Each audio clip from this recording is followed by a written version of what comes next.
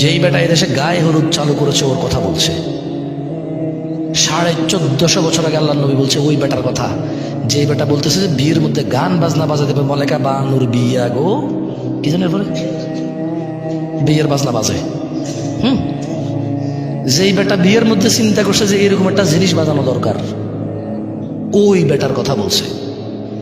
যেই বেটা বলছে বিয়ের মধ্যে ছেলে পক্ষ মেয়ের বাড়িতে আসবে কুলা ধান হলিদ মরিচ নিয়া, যে বেড়ির বিয়ে করবো ওই বেড়ি সহ ওই বেড়ির বোন যত আছে স্বাস্থ্য মামাতো আলাতো পাড়াতো চাচাতো খালাতো ফুফাতো সব বেড়িরে ওই যে বেটা বিয়ে করবো ওই বেটার বন্ধু বান্ধব মিলা হলুদ মেখে দিবে। قال رسول الله صلى الله عليه وسلم من سن في الإسلام سنة حسنة, যে ব্যক্তি ইসলামে কোন নেক কাজ চালু করবে, এই আবার ভুল বুঝেন না, মন গড়া কোন একটা চালু করে দেওয়ার কথা বলতেছে না। মানে ইসলামে একটা আমল আছে, একটা সুন্নত আছে, একটা কাজ আছে যেটা আল্লাহ নবী সাল্লাল্লাহু আলাইহি ওয়াসাল্লাম দিয়ে গেছে, কিন্তু এই সমাজে ওই সুন্নতের প্রচলন নাই। এই সমাজে ওই মানে আল্লাহ নবী সাল্লাল্লাহু আলাইহি ওয়াসাল্লাম যে সুন্নতটা পালন করত, এটা যদি আমার সমাজে না থাকে, আমার কাছে যদি তথ্য আসে যে এরকম একটা সুন্নত আছে যেটা নেকি আছে মানুষের জন্য, আমি যদি এটা প্রচার করি, সেই সুন্নতের কথা বলতেছে, বুঝছেন না? বুঝুন নাই, নিজে নিজে বানানোর দরকার নেই। তো আল্লাহ নবী বলছে যে মান সান্না ফিল ইসলামি সুন্নাতান হাসানা, যে ব্যক্তি ইসলামে কোনো নেক প্রথা চালু করবে, ফালাহু আজরুহা ওয়া আজরু মান আমিলা বিহা বা'দাহ, সে যে লোকটা এই সুন্নতটা চালু করলো সে নেক কর্মের সওয়াব পাবে, এবং যেই ব্যক্তি এর থেকে শিখবে ও যা সওয়াব পাবে এও সমান সওয়াব পাবে, ওর থেকে কিছু কমবে না। আসেন এবার ওয়ামান সান্না ফিল ইসলামি সুন্নাতান সাইয়্যিয়া, পক্ষান্তরে যে ব্যক্তি কোনো কুপ্রথা চালু করলো, গায়ে হলুদ যেই বেটা চালু করেছে তার কথা বলছে।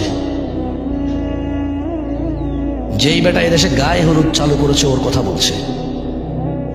1450 বছর আগে আল্লাহ নবী বলছে ওই বেটার কথা, যেই বেটা বলতেছে যে বিয়ের মধ্যে গান বাজনা বাজা দেবে, মলেকা বানুর বিয়া গো, কি জানেন পরে বিয়ের বাজনা বাজে। যেই বেটা বিয়ের মধ্যে চিন্তা করছে যে এরকম একটা জিনিস বাজানো দরকার, ওই বেটার কথা বলছে। যেই বেটা বলছে বিয়ের মধ্যে ছেলে পক্ষ মেয়ের বাড়িতে আসবে কুলা ধান হলিদ মরিচ নিয়া, যে বেড়ির বিয়ে করবো ওই বেড়ি সহ ওই বেড়ির বোন যত আছে স্বাস্থ্য মামাতো আলাতো পাড়াতো চাচাতো খালাতো ফুফাতো সব বেড়িরে ওই যে বেটা বিয়ে করবো ওই বেটার বন্ধু বান্ধব মিলা হলুদ মেখে দিবে। ওর কথা বলছে যে এটা চালু করছে, ওর কথা বলতেছে যে বলেছে রেস্টুরেন্টে গান বাজাইতে হবে তাইলে কাস্টমার টিকে থাকবে, ওই বেটার কথা বলছে। যে বেটা বলেছে মুসলমানদের ঈদ, মুসলমানদের রোজা, মুসলমানদের আনন্দ, মুসলমানদের ত্যাগ তিতিক্ষার মাসে মুসলমানদেরকে জামা কাপড় কিনে দেওয়া, মানে জামা কাপড় বেচার ফন্দিতে সুপার শপ শোরুম খুলবে, বড় বড় শোরুম খুলে ওখানে গান বাজাই দেবে ইংরেজি আর কাপড় চোপড় বেচবে। হ্যাঁ, মুসলিমরা পাগল হয়ে গেছে, সারা মাস রোজা রেখে জামা কাপড় কিনতে যায়, গান না শুনলে মুসলিমরা পাগল হয়ে যাবে, এদেরকে গান শোনাও, ভালো করে তোমার কাপড় চোপড়ের দোকানে গান বাজায় দাও, মৃদু সাউন্ডে ইংলিশে এভাবে ইংরেজিতে গাইবে, কিছু তোমার বুঝে আসবে না।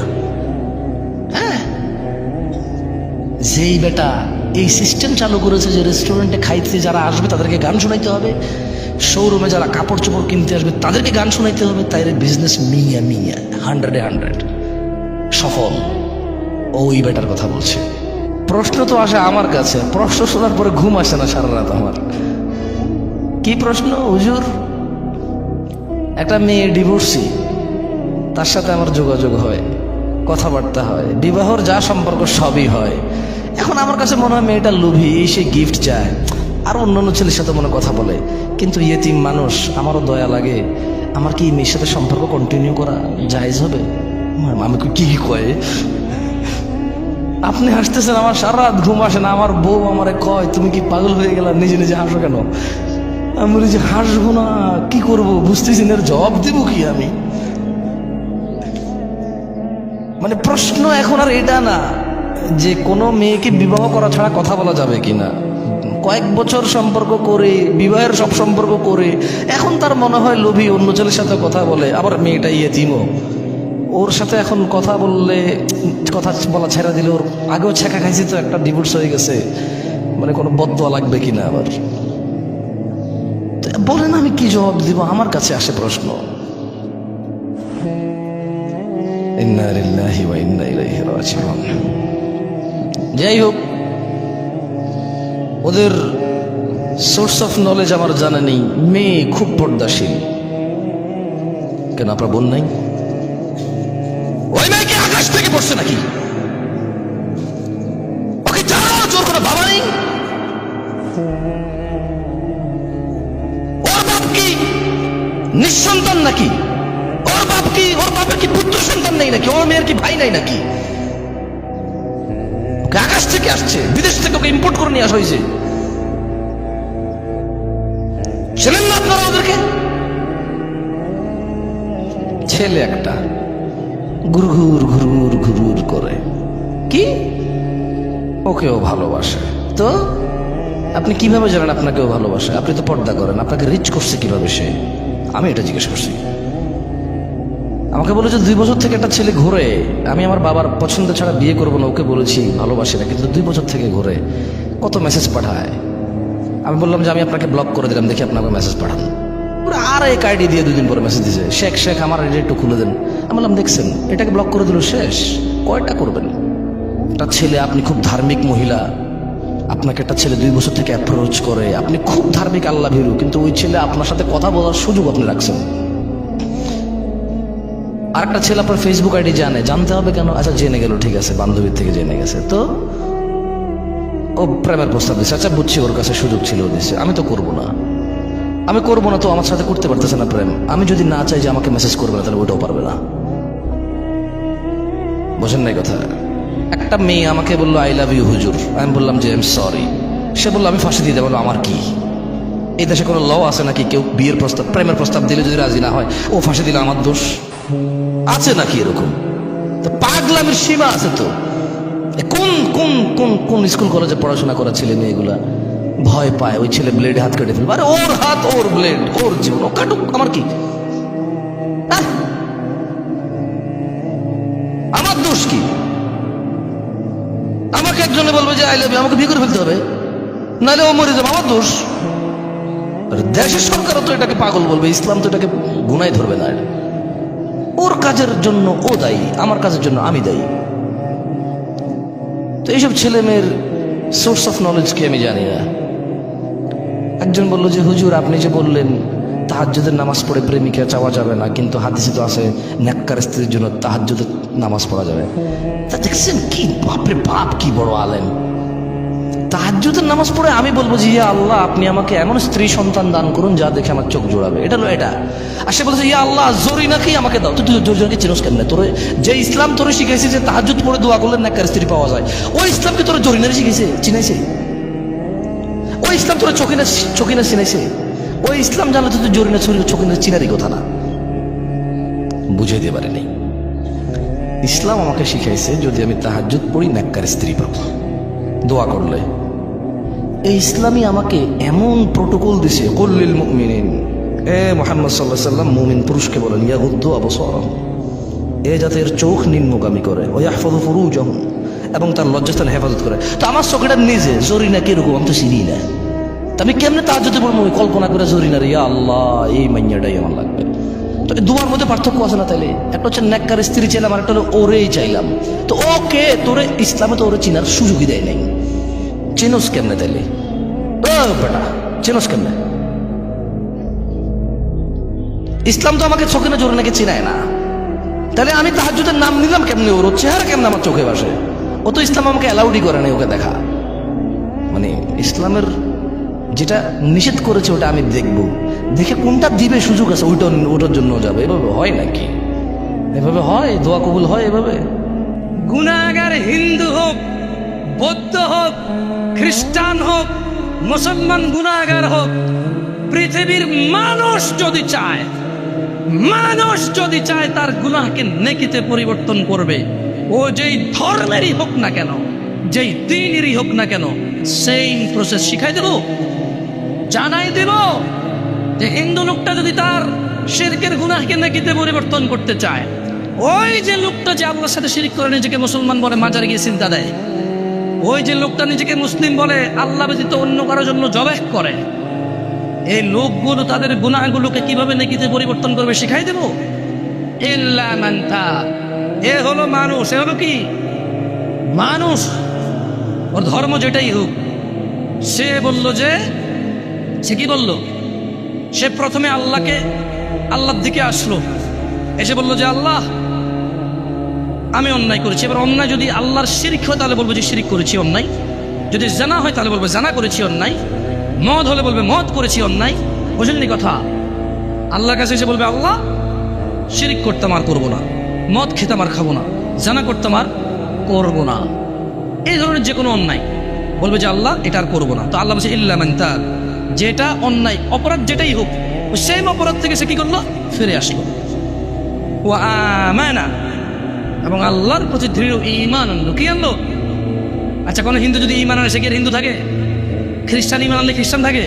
দেখছেন, এই অফারটা কিন্তু বিশাল অফার। সুবহানাল্লাহ, আল্লাহর উদারতাই এমন। সুবহানাল্লাহ, আল্লাহুম্মা ইন্না নাসআলুকাল জান্নাহ ইয়া আল্লাহ। তো ওয়া আমানা, ঈমান আনলো। ঈমান আনার পর কি করতে হবে? একটা কাজ, ওয়া আমিলা আমালান সালিহা, সৎকর্ম করবে। কি কর্ম করবে? অপরাধ যা করছে তো করে ফেলছে, এখন সৎকর্ম করবে। আল্লাহ বলছে যে তাইলে যদি তওবা করে, ঈমান আনে, ভালো কাজ করে, পিছের সব খারাপ কাজ নেকি হয়ে যাবে। এটা হচ্ছে কেমন অফার? আমি উদাহরণ দিতে গিয়ে বলি, যদিও উদাহরণটা খুবই তুচ্ছ এবং জীবনে এই অফার জীবনে পাওয়া যাবে না। এই একজন লোকের কাছে জাল টাকা আছে, সরকার হঠাৎ করে বললো যে তোমাদের কাছে যত জাল টাকা আছে আচ্ছা সারেন্ডার করো, আর বানাবা না, এটাই শেষ, আর বানাবা না, এই সবগুলো টাকা নিয়ে আসো, যত টাকা আনবা অত টাকা আমি আসল টাকা দিয়ে দেব। বুঝেন নাই কথা? এটা এর চেয়ে তো বিশাল অফার। এটা কি হবে?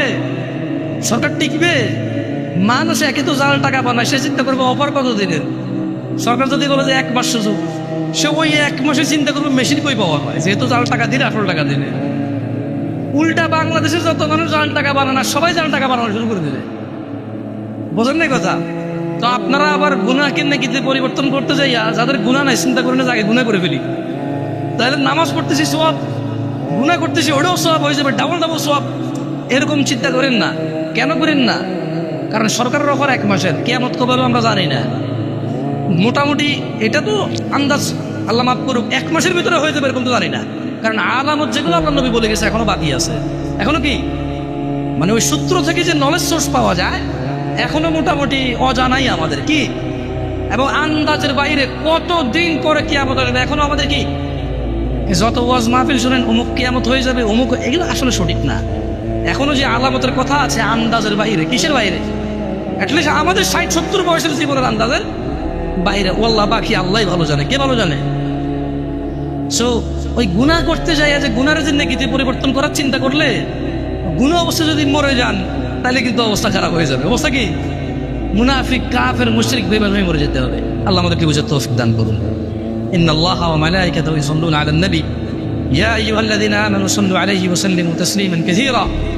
আল্লাহুম্মা সাল্লি আলা মুহাম্মাদ ওয়া আলা আলি মুহাম্মাদ কামা সাল্লাইতা আলা ইব্রাহিম ওয়া আলা আলি ইব্রাহিম ইন্নাকা হামিদুম মাজিদ। আল্লাহুম্মা বারিক আলা মুহাম্মাদ ওয়া আলা আলি মুহাম্মাদ কামা বারাকতা আলা ইব্রাহিম ওয়া আলা আলি ইব্রাহিম ইন্নাকা হামিদুম মাজিদ। আকিমিস সালাহ। যেই সমাজের প্রত্যেকটা পর্দার ওয়াজের নিচে কমেন্টস পুরুষদের, কিয়ামতের আলামত, মহিলা ধ্বংস, মহিলা ফিতনা, এগুলো আছে হাদিসে, ঠিক আছে, কিন্তু কোরআনুল কারীম যদি তুমি অধ্যয়ন করো ওখানে প্রথমে পর্দার কথা আছে পুরুষের, সেকেন্ড আয়াতে মানে এর পরের আয়াতে আছে মহিলার, সেম পর্দা। মানে ওর কথা হচ্ছে মহিলা হাঁটছে সমাজ নষ্ট হয়েছে কেমনে? পোলাপান ফেলফেল করে তাকায়া ছিল, পোলাপান যে ফেলফেল করে তাকায় ছিল ওতে পোলাপানের সমাজ নষ্ট হয় নাই। তো এই সমাজের ক্র্যাক মাইন্ডেড পুরুষের কি করব আমি? কি করব এই অর্ধগলিত পচা বিবেকহীন পুরুষের এই সমাজের বসতিতে? এই সমাজ কিভাবে উন্নত হবে যে সমাজের পুরুষকে আল্লাহ বলেছে তুমি তোমার চক্ষুকে অবনত করো, সে এমনি তাকায়। আল্লাহ বলছেন নিচে করো, সে তাকায়, এটা দোষ না। মহিলা আল্লাহকে বলছে ঢেকে চলো, মহিলা খুলে চলছে কেন? মহিলার দোষ। দুইজনের তো দোষ হওয়া উচিত এখানে। ঠিক না? কিন্তু এখানে দোষ একজনের। এখানে দোষ কয়জনের? একজনের দোষ। আচ্ছা, মহিলাকে যেই মানে সহবাসের যেই কি বলে এটাকে, মহিলা কে বানাইছে? কে বানাইছে? পুরুষকে কে বানাইছে? তাহলে আমাদের একটা যৌনাঙ্গ আছে, উভয়ের যৌনাঙ্গ বা যোনি আছে না? তো মহিলা পুরুষ একসাথে শুয়েছে বিবাহ ছাড়া, এখন বেডিটা আর এরকম বিয়ে করতে পারবে না, বেটাটি বিয়ে করতে পারবে কেন? দুজন তো সেম কাজ করেছে। বুঝি একজন অপবিত্র হয়ে গেছে, একজন পবিত্র রয়ে গেছে, এটা হয় নাকি? এখানে অপবিত্র কয়জন? দুইজন।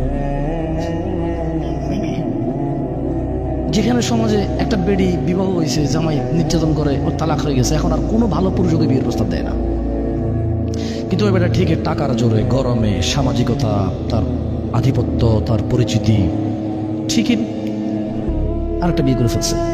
মহিলাটা আগে বিয়ে হয়েছিল, কই অমুক যায়, তো গরম থাকে নাই না, তালাক হয়ে গেছে, বিয়ে দিয়ে দিছে।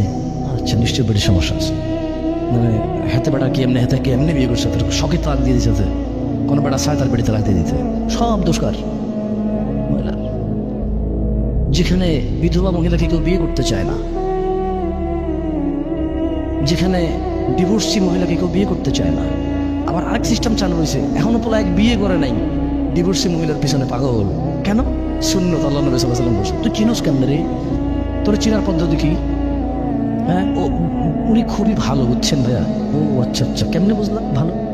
মানে আমি তো আসলে অবজার্ভ করেছি, বুঝছেন, কথাবার্তা বলেছি, চাল চলন খুবই ধর্মভীরু, সবসময় নামাজের কথা, আল্লাহর কথা বলে, সবসময় এগুলো বলে, রাইট? দেখছেন, মানে ও ধর্মভীরু কিন্তু বেটির সাথে কথা কয়। আরে তোমার যদি বিধবা মহিলার ইচ্ছা করে বিয়ে করতে, ঘটককে বলো, কারা বিয়ের মিডিয়া আছে ওদেরকে বলো, তোমার বাপকে বলো যে আব্বা আমি বিয়ে করবো, তবে আমি একজন ডিভোর্সি মেয়ে বিয়ে করবো। আব্বা আমি বিয়ে করবো, আমি একজন বিধবা মেয়ে বিয়ে করবো। যদি কোনো বোন বিয়ে বসতে চায়, সে বলবে যে আব্বা আমি বিয়ে বসবো, তবে আমি কুমার ছেলের কাছে বসবো না। এমন একজন পুরুষ যার বউ আছে এবং তাদের খুব ভালো সুখের সংসার, যে পুরুষ তার বউয়ের প্রতি নির্যাতন করে না, আপনি এরকম একজন দেখেন। মানে যদি তোমার এত শখই জাগে বিবাহিত বেটার সাথে বিয়ে বসতে, তোমার যদি এত শখই জাগে ডিভোর্সি আর বিধবা মহিলার সাথে বিয়ে বসতে, তখন তুমি ওই পদ্ধতি অবলম্বন করতে পারো। নিজে কানেক্টেড হয়ে যত দরকার নেই, ওখানে তো জানা সৃষ্টি হবে, কি সৃষ্টি হবে? আল্লাহ আমাদেরকে বুঝতে তৌফিক দান করুন। আমি একটু অবশ্য সময় নিয়ে নিয়েছি।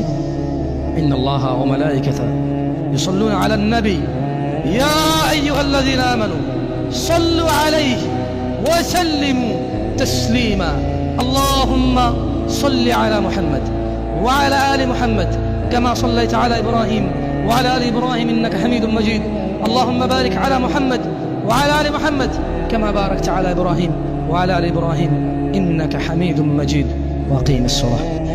অন্য সব অপরাধের ব্যাপারে এরকম বলা নেই। তিনি সুবহানাহু ওয়া তাআলা সূরা ইসরার 32 নম্বর আয়াতে বলেছেন, ওয়ালা তাকরাবুজ জিনা,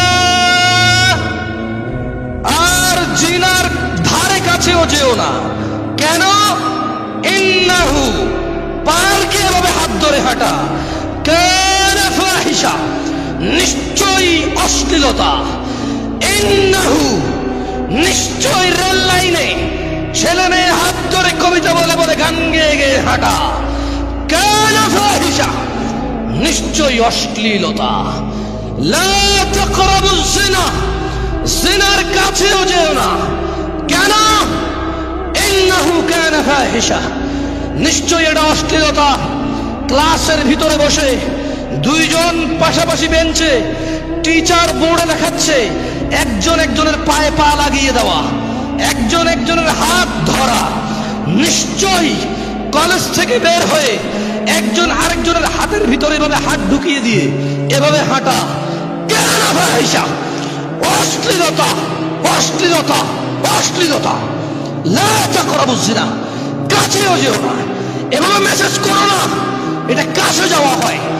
এভাবে রেল লাইনে হেঁটো না, পার্কে বসো না, হাতের জিনে এভাবে হেঁটো না, এটা কাছে যাওয়া।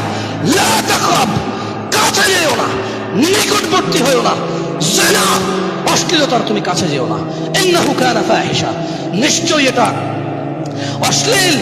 ওয়া সাআ সাবিলা, এবং নিকৃষ্ট আচরণ, বর্বর আচরণ, নোংরা আচরণ, বন্য আচরণ। কাছেও যেও না, কাছে যাওয়াটাই নিকৃষ্টতা। কাছে যাওয়াটাই অশ্লীলতা।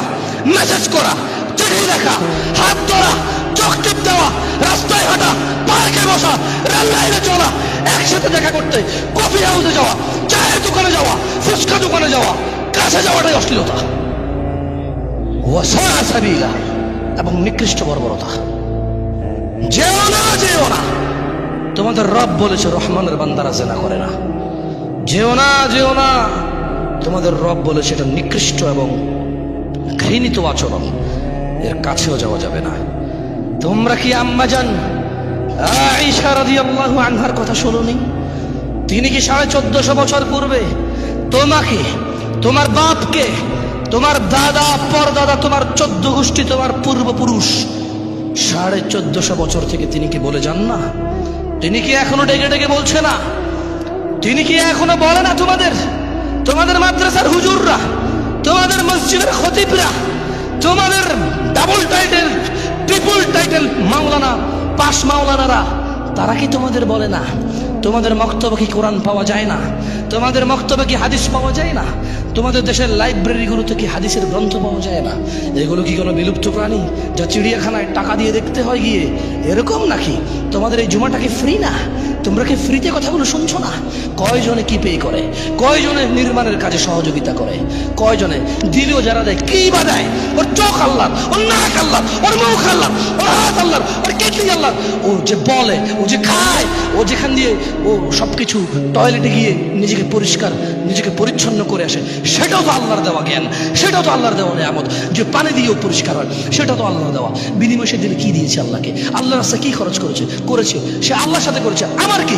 আমাকে কেন সে বল দেখাবে? সে মসজিদে জায়গা দিছে, তো আল্লাহকে দিছে, আমার কি? আমার সাথে বল দেখাবে কেন? সেই তিনখানে 10 লাখ টাকা দিছে, আমার সাথে তো ভাব নেওয়ার কি আছে? তুমি দিছো আল্লাহকে, তুমি আল্লাহ থেকে চেয়ে নিবা। আল্লাহ তোমাকে আরো কত কিছু দিছে। আম্মা জানা আয়েশা কি তোমাদেরকে বলেনি? আম্মা জানা আয়েশা কি তোমাদেরকে বলেনি? তোমরা কি শোনোনি তোমাদের মায়ের কথা? রাদিয়াল্লাহু আনহা ওয়ারদা। তোমরা রাসূলুল্লাহ সাল্লাল্লাহু আলাইহি সাল্লামকে ভালোবাসো, সারাদিন গজল গাও, নবীউন্না গাইতে থাকো তোমরা। মুহাম্মদ মুহাম্মদ বলে তোমরা সাল্লাল্লাহু আলাইহি ওয়াসাল্লাম একবার বলো না তোমাদের গজলগুলোতে। তোমাদের গজলগুলোতে শুধু আল্লাহ রাসূল সাল্লাল্লাহু আলাইহি ওয়াসাল্লাম শুধু নাম আর নাম, নাম নাম জপে জান্নাতে চলে যেতে চাও। অথচ তিনি বলেছেন ওনার নাম আসলে যে দুরূদ পড়ে না সে কৃপণ বখিল জান্নাতে যাবে না। তোমরা আছো গান বাজনা নিয়ে ব্যস্ত। তোমরা গজলগুলোকে গান করে ফেলেছ, সিনেমা নাটক করে ফেলেছ ধর্মকে। 1450 বছর আগে কত স্পষ্টভাবে এখানে বলা আছে। কোথায়?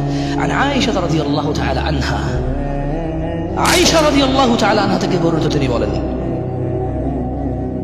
أن رسول الله صلى الله عليه وسلم قال محمد চেনেন ওনাকে? সাল্লাল্লাহু, কে উনি? আল্লাহর কি চেনে? নাম শুনেছেন ওনার? কখনো পরিচয় নেওয়ার চেষ্টা করেছেন ওনার? চেষ্টা করা উচিত। কজনই বা করি আমরা? আমিও তো কত পিছিয়ে আছি। আল্লাহ আমাকে ক্ষমা করুন, দয়া করুন, আমিন। আপনাদেরও।